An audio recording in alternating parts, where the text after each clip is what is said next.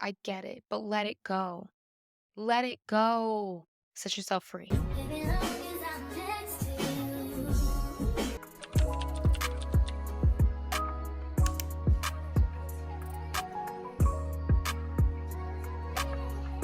Hey guys, it's your girl Cameron and I'm back at it again with another video.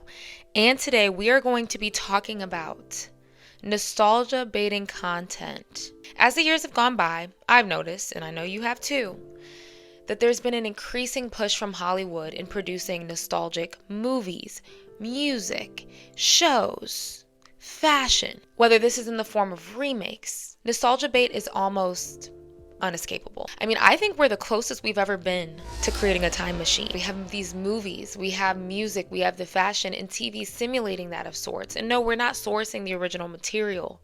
We're not going back to watch that, but Hollywood is churning out things that have already really been done before. I wonder, why has it gotten so out of control? And why does nostalgia have us in a chokehold? Or does it?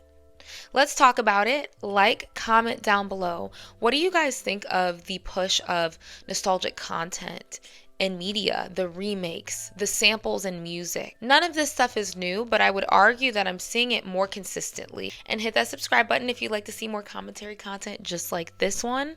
I would like to thank all of you guys so much for supporting me. At this rate, we're on the road to 50K because this is absolutely insane. So thank you from the bottom of my heart. And without further ado, let's just get straight into the commentary. What is nostalgia? So that we can understand why this has such powerful effects on pop culture, media, and us as a whole. So nostalgia is a sentimental longing or wistful affection for the past, typically for a period or place with happy personal association. They say that nostalgia can also be thought of as the memory of happiness. That's an aspect of what it is. But it can also be about longing for a time when things were more simple, or a time where we felt more connected to others. Think about where we live in a world where we are more connected than ever before, thanks to social media and our phones. But studies show that we're also more lonely and disconnected than we've ever been before. If we already have these feelings of loneliness and a longing for community, why not think back to a time when you felt more involved or connected? Now, the term nostalgia was identified by Swiss physician Johannes Hofer in 1688, and he defined it actually as a neurological illness where someone continually thinks about their homeland and longing for that return. And there was a turn for the term in the 19th century where nostalgia was seen more as a positive sentiment. And Swiss psychiatrist Carl Jung said, quote, "Nostalgia was a way to access the collective unconscious, the shared history and experiences that we all have as human beings." Now, nostalgia has seeped its way into popular culture. There's positive and there's also a negative side of nostalgia. Positive is happy, rose-tinted memories, warmth, comfort, happiness, and lightness. While negative nostalgia can lean through bittersweet, painful memories, sometimes regret or sadness. So it can go between these two realms, and media can kind of manipulate or capture both of these feelings and tug at these. You know what they say about nostalgia? It finds its way in every aspect of your life, not just music, movies, and fashion, but even fragrance. Like, do you remember that fragrance you used to wear in 6th grade? Because I do. Yikes. But when you smell that again, it takes you back. It transports you to that place, what was happening in your life, what music you were listening to. That is the beauty of nostalgia. But I will say with my fragrances, one thing that has stayed true about me is my favorite fragrance note is vanilla. At my big age of 24, I'm at the point where I want to find my signature scent, but it can be very intimidated getting started. So that brings me to today's sponsor, Scentbird. Scentbird is a fragrance subscription that sends you new designer fragrances every month for just $17.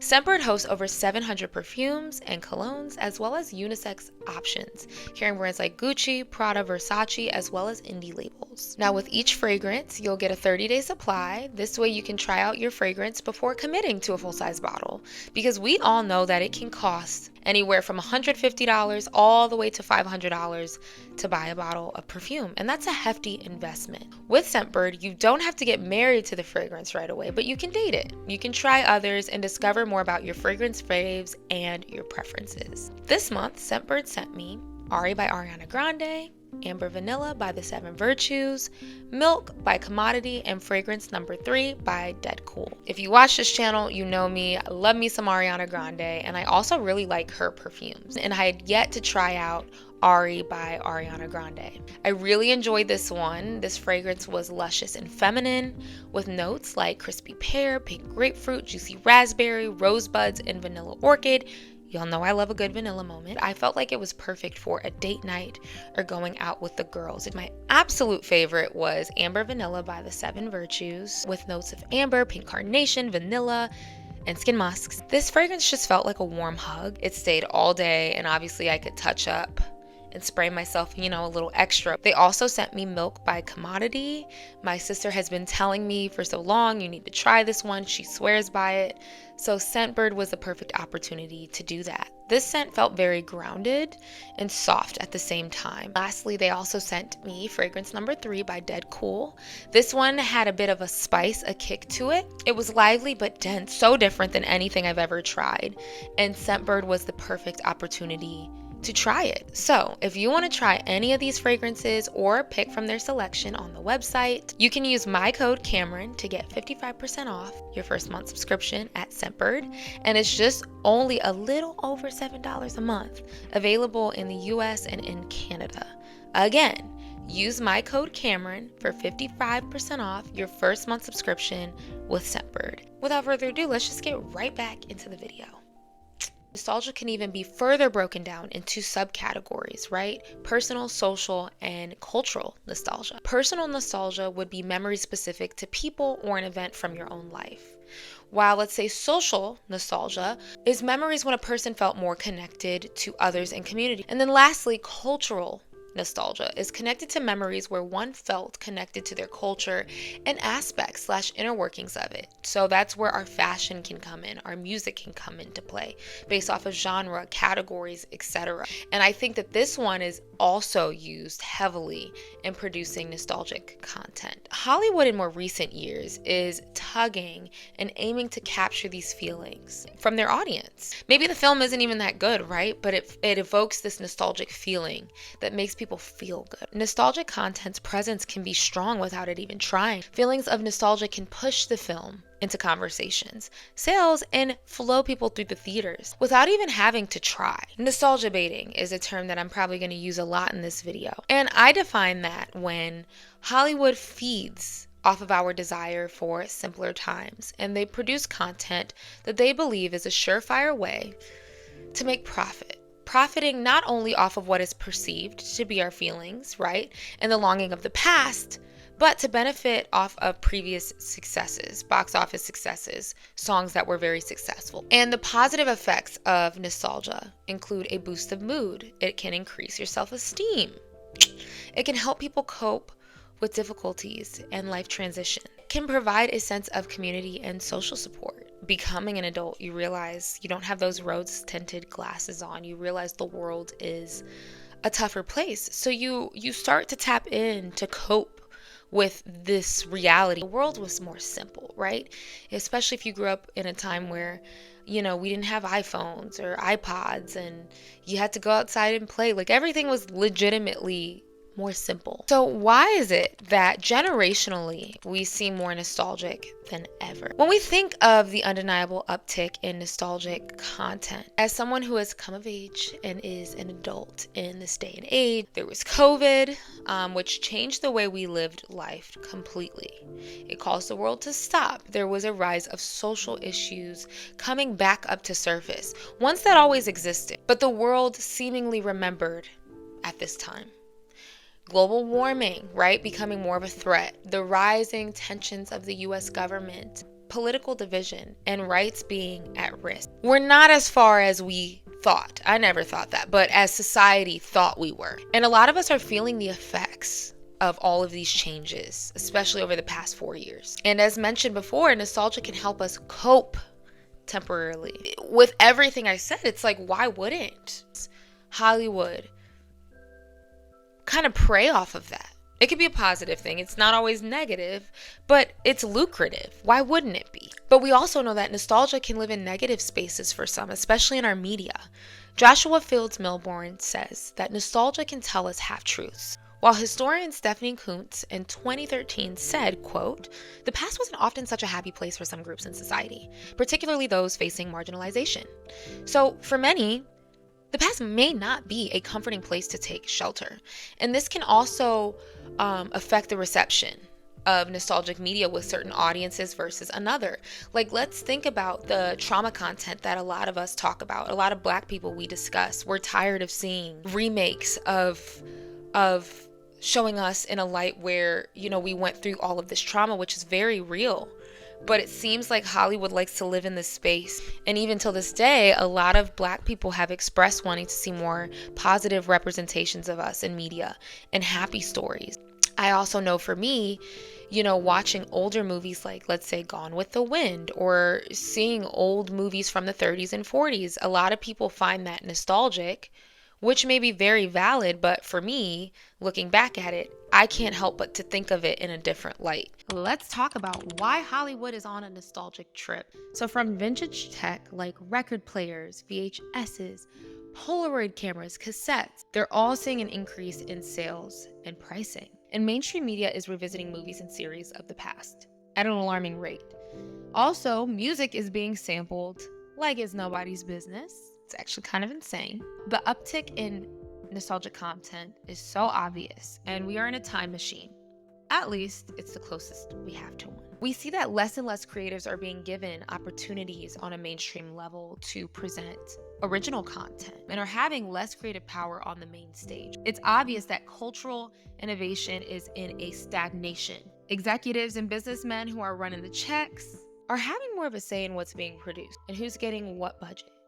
So nostalgia is getting these investors to open their wallet because it's more of a safe route. More than ever, power brokers in fashion, music, and movies and film, no matter how disconnected they may seem, they actually have more access to consumer information and data than they have ever before.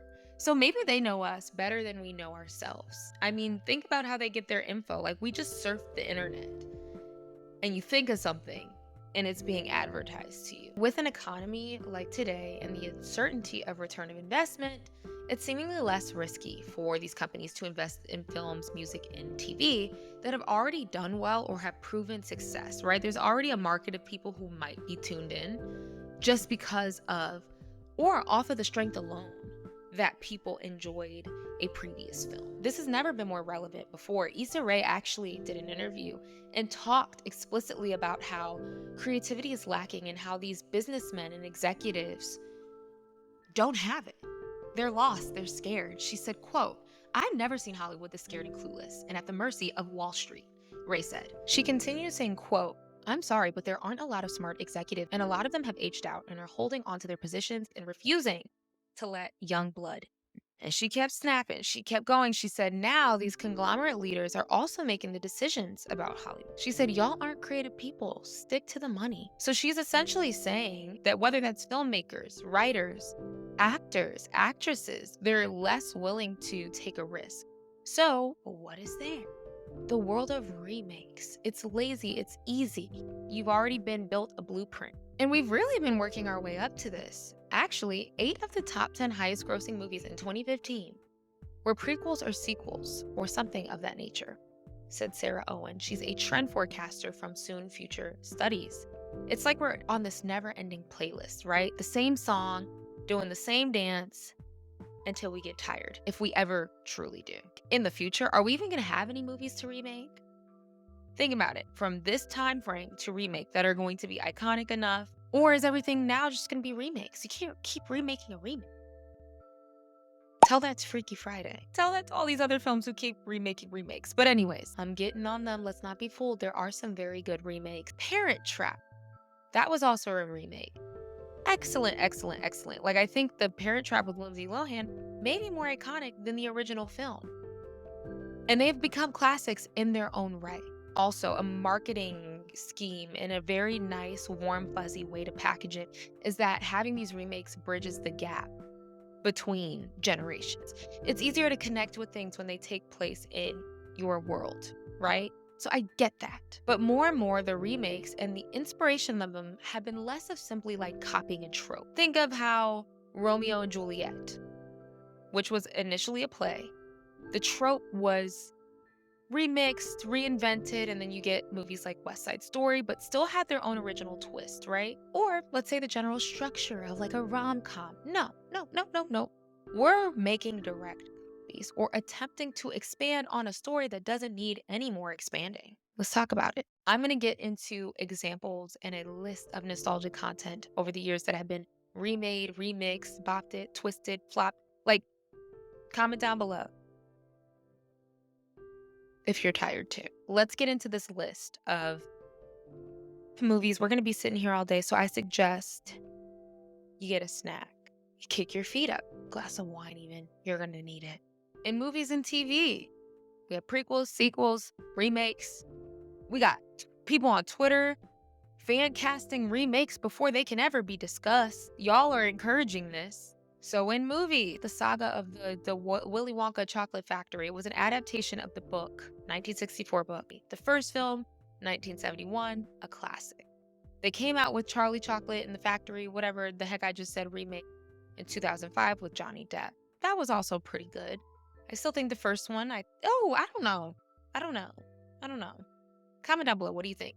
And then they came out with Wonka in 2023, which I believe is a prequel. Like, why?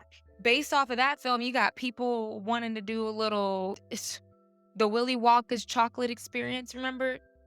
AI curse you. We can get into it. Dune. How can I forget? My dad used to have these movies playing every Saturday, and I'd be snoring.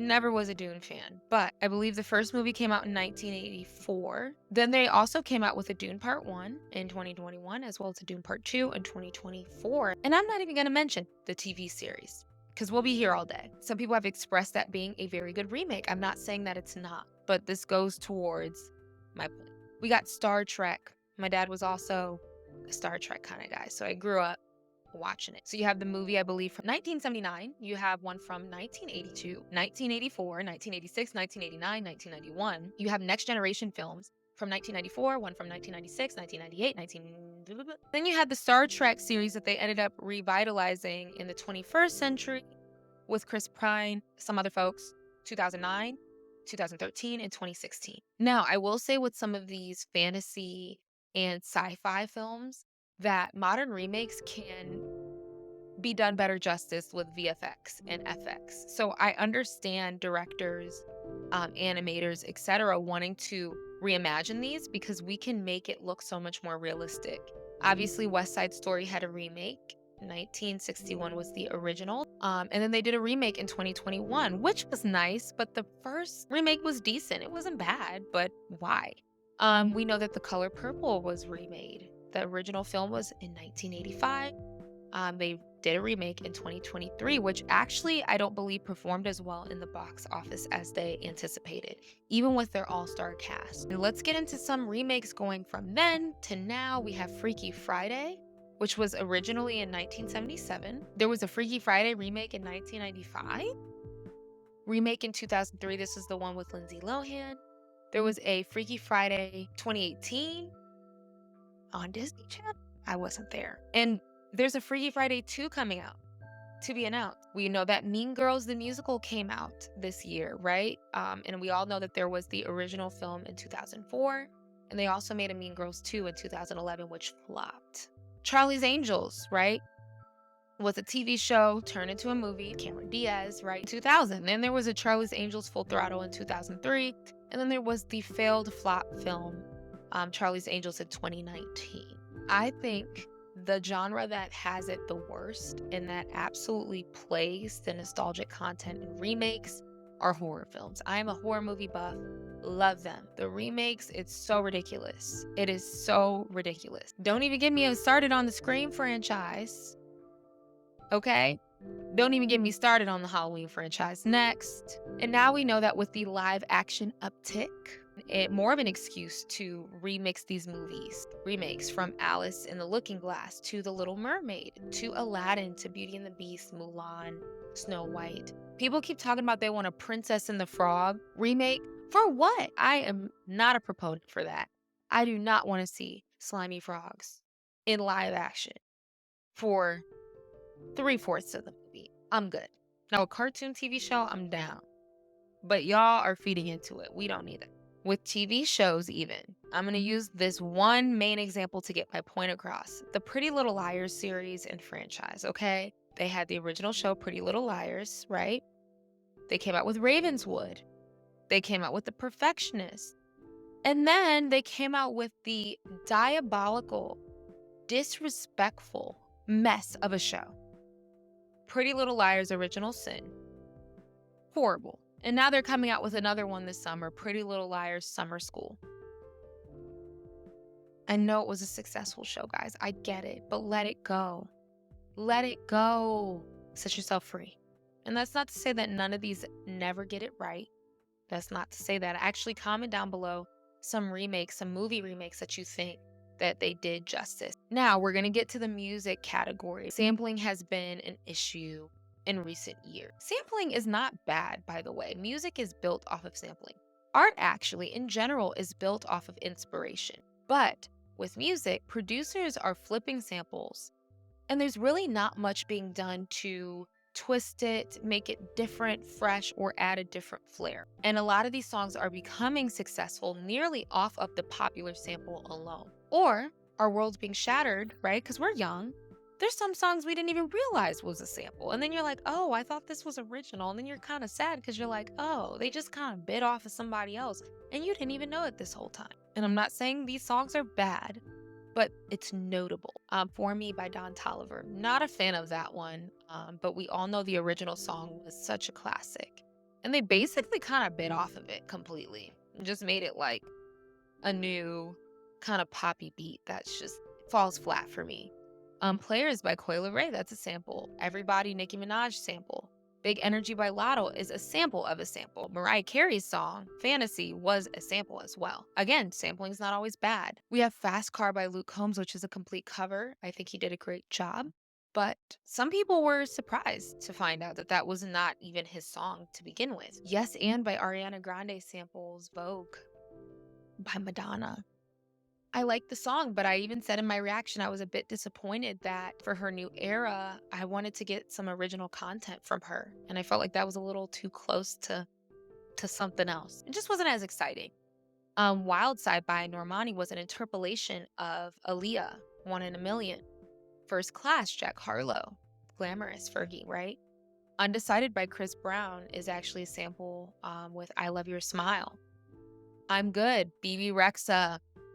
That song is just a blatant, like, knockoff. Alone with Kim Petras and Nicki Minaj. And honestly, the drill genre, period. They sample any and everything. And more, all of they're really doing is taking the song and just adding like a drill beat in the back. They're not really like mixing, remixing things. So a lot of these samples are barely discrete anymore. And I think a lot of this also feeds off of nostalgia. It's a way to get people talking, like I am right now. It's a way to get people moving. And I think it can be good, but I also think it's become a bit lazy in a way. And I'm not really even going to get too deep into this, but fashion. Fashion will always be nostalgic, right? Fashion out of all of these, I think, has always been repeated, remixed. It's so natural for that with the rise of more identity, culture, and aesthetics. I would argue that more styles are coming back at once, simultaneously than we're used to. From the Y2K fashion, that was inevitable to happen. Fashion of bell bottoms from the 70s. You have people rocking 80s fashion, 90s fashion, 60s fashion, all at once. And I think that's actually really fun. But you have artists taking the identity completely of a nostalgic time and using that almost as a gimmick in a way to connect with people versus finding what makes them them. And that makes things feel very redundant. In conclusion, where are new stories to be told? I really am so excited, though, about a lot of directors. I've been seeing some really, really cool things happening more and more with independent films, and I really hope they're able to get their just due. I hope that artists are able to, if you sample, that's awesome, but let's like switch it up. Let's spice it up. I do think, yes, movies, music, TV can all be reimagined. Absolutely. But do we even really need it in its excessiveness? I mean, really, if you want to relive a movie, if you want to watch an older film, why not just watch that film? Why not just listen to that song? Right? I think a lot of things get lost in translation because culturally we don't even make those connections because we don't even know. Or we do, and we're just lazy and we just get spoon fed. Comment down below, what do you guys think of nostalgic content in today's day and age? Do you find it redundant? Do you find it annoying, or do you not really care? Hit that subscribe button down below if you'd like to see more commentary content just like this. So thank you to Scentbird for sponsoring this video. Do not forget to use my code Cameron for 55% off at Scentbird for your first month's subscription. So thank you guys so much for watching, and I'll see you in my next one. Bye.